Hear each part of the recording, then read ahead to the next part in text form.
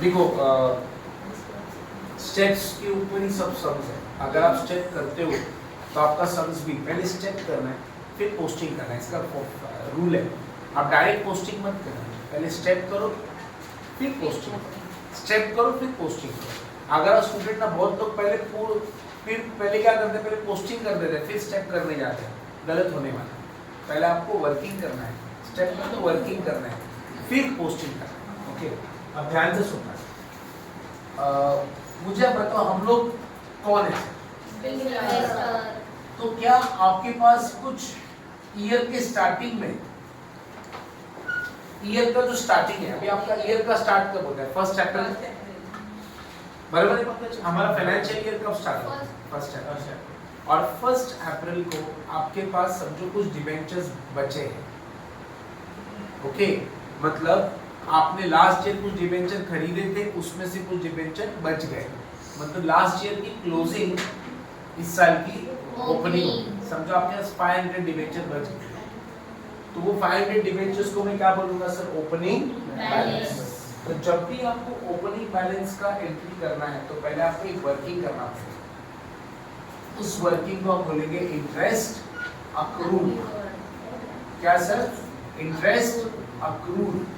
अब बच्चे बोलेंगे इंटरेस्ट अक्रूड का मतलब क्या है? इंटरेस्ट कितना जमा है किसके पास बेटा? कंपनी के पास।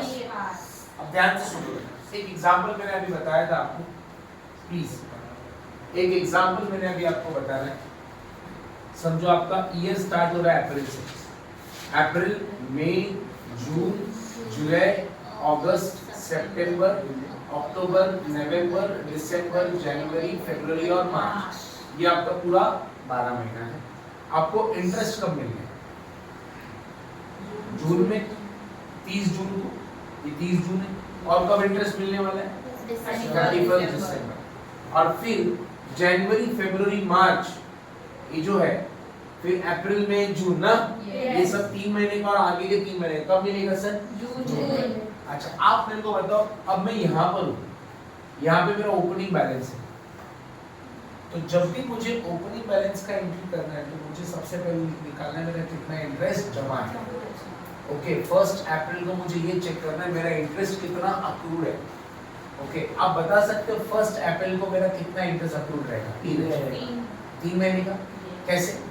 मुझे पीछे जाना पड़ेगा इंटरेस्ट अक्रूड के लिए कि मेरा कितना इंटरेस्ट जमा है। तो जैन, फेब और मार्च, जनवरी, फरवरी, मार्च।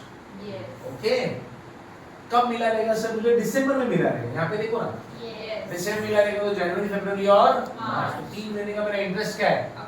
तो जब भी हम लोग ओपनिंग बैलेंस का एंट्री करेंगे तो ओपनिंग बैलेंस का एंट्री करने से पहले आपको इंटरेस्ट अक्रूड निकालना पड़ेगा कि मेरा पिछले साल का कितना इंटरेस्ट अक्रूड है। तो कितना इंटरेस्ट बाकी है से मेरा? जनवरी, फरवरी, मार्च। ओके, और ये 1 अप्रैल है तो मेरा 3 महीने का इंटरेस्ट अक्रूड है। ओके, तो जब भी ओपनिंग बैलेंस आया तो आपके दिमाग में ये आना चाहिए सर कि 1 अप्रैल को मेरा कितना इंटरेस्ट जमा है, किसके पास? कंपनी के पास। समझ में आया? तो अगेन हम टेलिंग, हमारे रूल क्या है सर? एक बार जून में मिलेगा और एक बार दिसंबर में। कब मिलेगा? जून में, फिर दिसंबर में, चलते रहेगा। अब मुझे 1 अप्रैल को निकालना है कि मेरे को इंटरेस्ट कितना अक्रूड है। अक्रूड मतलब कितना इंटरेस्ट जमा है अप्रैल तक। तो बेटा मिला कब था? दिसंबर में मिला रहेगा ना। अप्रैल के पहले कब दिया रहेगा? दिसंबर, जनवरी, फरवरी, मार्च, 3 महीने का इंटरेस्ट। समझ में आया? तो यहाँ पर मैं इंटरेस्ट अक्रूड निकालूंगा। कैसे निकालूंगा सर? यहाँ पे एग्जांपल में बता देता हूँ। समझो मेरे यहाँ पे 500 डिबेंचर्स है मेरे पास, और वो 500 डिबेंचर्स 9% वाले। तो ध्यान से सुनो कैसे निकालेंगे। मैं आपको एग्जांपल भी बताते जा रहा हूँ और लिखते जा रहे हैं आपको। अच्छा, ओपनिंग बैलेंस कब हो रहा है बेटा मेरा? 1 अप्रैल। तो कितने महीने का इंटरेस्ट जमा हो गया मुझे बताओ? जनवरी, फरवरी और मार्च, 3 महीने का इंटरेस्ट मेरा जमा है 1 अप्रैल तक। ओके, तो जब भी आप ओपनिंग बैलेंस की एंट्री करोगे तो एंट्री के पहले आपको एक वर्किंग करना पड़ेगा। क्या? Interest accrued. कितने महीने का इंटरेस्ट अक्रूड है? जनवरी, फरवरी, मार्च। ठीक है, क्योंकि लास्ट टाइम कब दिया रहेगा? जनवरी के पहले दिसंबर, तो इतने महीने का जमा हो गया। ओके, ठीक है सर। कैसे निकालेंगे इंटरेस्ट अक्रूड? मैंने अभी आपको बताया इंटरेस्ट निकालने का फॉर्मूला क्या था? Total face value into percentage. अब बताओ टोटल फेस वैल्यू कितना होगा? 50,000 होगा। कैसे? 500 तो डिबेंचर है, 500 क्या है? डिबेंचर इनटू 100, बराबर ना सर? फेस वैल्यू कितनी होती है? 100, एक की 100 होती है, तो 500 डिबेंचर की कितनी होगी? 50,000। कैसे है बेटा? 50 समझ में आया? 500 into 100 into what? 9% into 3/12। बच्चे बोलेंगे 3/12 क्यों किया? अरे बेटा 3 मंथ्स के लिए हमको निकालना है ना। अगर पूरे साल का निकालना है तो तुम्हें क्या करना है? 12/12। पर यहाँ पे मुझे 3 मंथ्स का निकाला, 3/12। इतना करने से क्या मिलेगा सर मेरे को? पूरे साल का मिलेगा। बट मुझे पूरे साल का नहीं चाहिए, मुझे 3 मंथ्स का। 3/12 कितना आता है सर? 50,000 into 9% into 3/12। 1125। ये क्या आ गया सर आपका? ओपनिंग बैलेंस पे इंटरेस्ट अक्रूड। समझ में आया?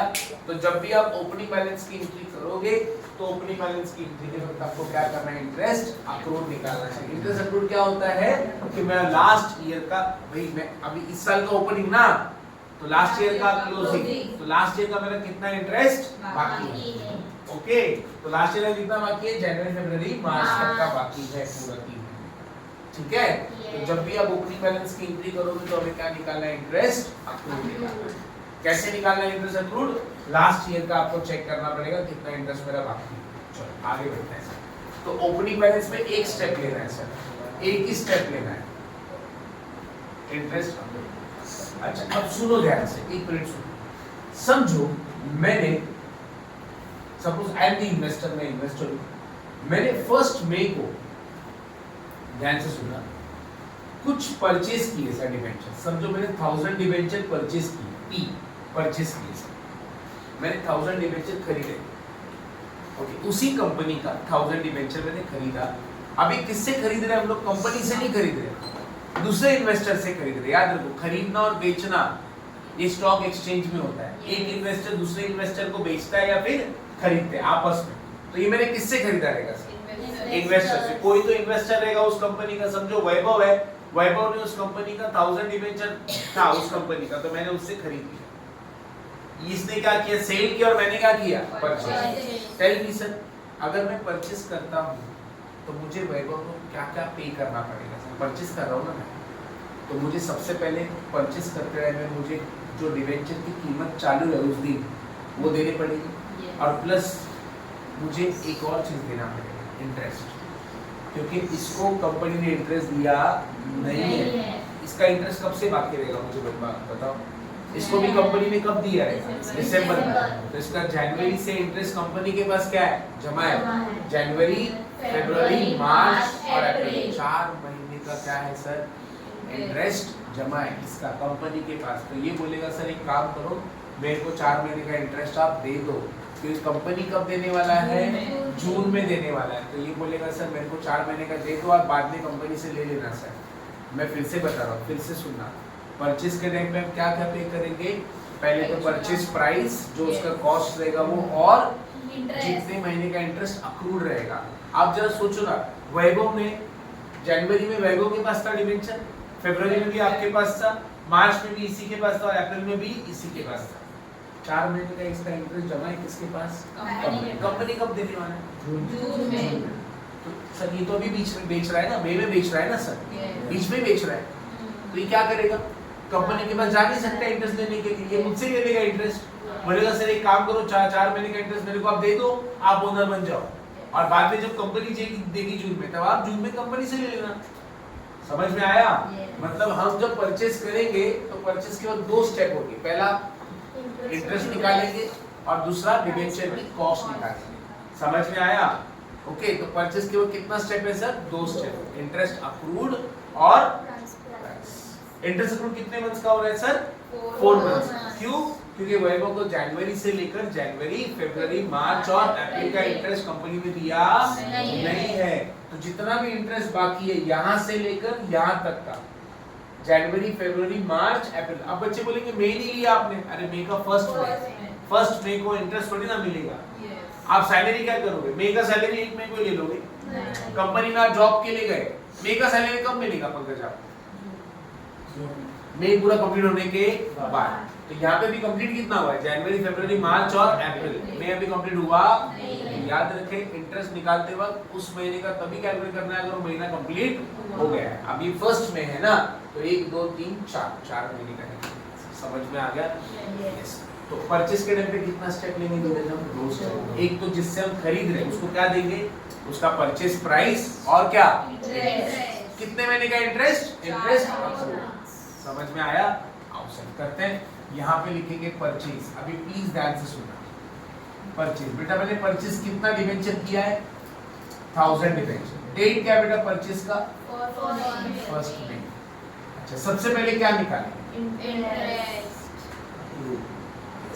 इंटरेस्ट अक्रूड निकालेंगे। कितने मंथ्स का इंटरेस्ट अक्रूड है? जनवरी, फरवरी, मार्च और अप्रैल। कैसे निकालेंगे सर इंटरेस्ट अक्रूड का? फॉर्मूला क्या था? Total face value. Total face value कितना होगा सर? 1 लाख होगा। 1 लाख शब्द कहाँ से आया sir? 1000 into 100। 1 lakh into 9% into 4 शब्द कहाँ से आया? जनवरी, फरवरी, मार्च और अप्रैल। रिमेंबर जब भी आप परचेस की एंट्री करोगे तो एंट्री करने से पहले वर्किंग बना लो। पहले किसका वर्किंग होगा? Interest accrued. कितना आ रहेगा? 3000। और उसके बाद हम निकालेंगे सर उसका price of debenture.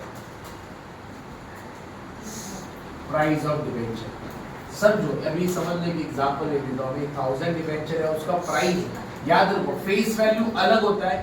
Face value अलग होता है, प्राइस अलग होता है। समझो यहाँ पे प्राइस 99 दिया है तो मैं प्राइस निकालते हुए इंटू किससे करूंगा? 99। तो प्राइस कितना होगा सर? 99,000। 1000 into 99। ओके मतलब मार्केट में प्राइस 99 चल रहा है। ओके अब फेस वैल्यू अलग होता है, प्राइस अलग होता है। रिमेंबर फेस वैल्यू क्या होता है सर? जो सर्टिफिकेट पे लिखा होता है। सुना देगा शेयर सर्टिफिकेट, डिवेंचर सर्टिफिकेट, उस पे उसको बोलते हैं फेस वैल्यू। लेकिन जो 99 है ये तो मार्केट में प्राइस चल रहा है। मार्केट वैल्यू जो स्टॉक एक्सचेंज में चलती रहती है। आपने सुना रहेगा Bombay stock exchange, national stock exchange, उसमें जो प्राइस चल रहा है उसी को हम मार्केट प्राइस बोलते हैं। तो जब आप प्राइस निकालोगे तो क्या करोगे? Number of debenture into price. Okay और फेस वैल्यू यहाँ पे यूज होगा इंटरेस्ट अक्रूड। ओके तो रिमेंबर बोलो ओपनिंग बैलेंस पे कितना स्टेप निकालो? एक ही स्टेप। ओपनिंग बैलेंस पे एक ही स्टेप क्या? इंटरेस्ट। परचेस करते वक्त पहले आप जिससे आप खरीद रहे हो उसको आप क्या दोगे? इंटरेस्ट और प्राइस। समझ में आया? क्योंकि सर हम तभी ओनर बनेंगे जब मैं वैभव को उसका प्राइस दूंगा और उसका इंटरेस्ट जो बाकी है। किसके पास बाकी है सर इसका इंटरेस्ट? कंपनी के पास। तो वो मैं दे दूंगा और मैं ओनर बनूंगा। अब तेरा इंटरेस्ट तू ले ले, अब मैं डिवेंचर होल्डर बन गया। अब मैं जाके जून में सर किसको इंटरेस्ट मिलेगा सर? मुझे मिलेगा सर। अब मैं ओनर बन गया। इतना आप लिख सकते हैं। फिर सेल की तरफ बढ़ते हैं बेटा। फटाफट लिख लीजिए, स्टेप लिख लो फटाफट। व्यवस्थित।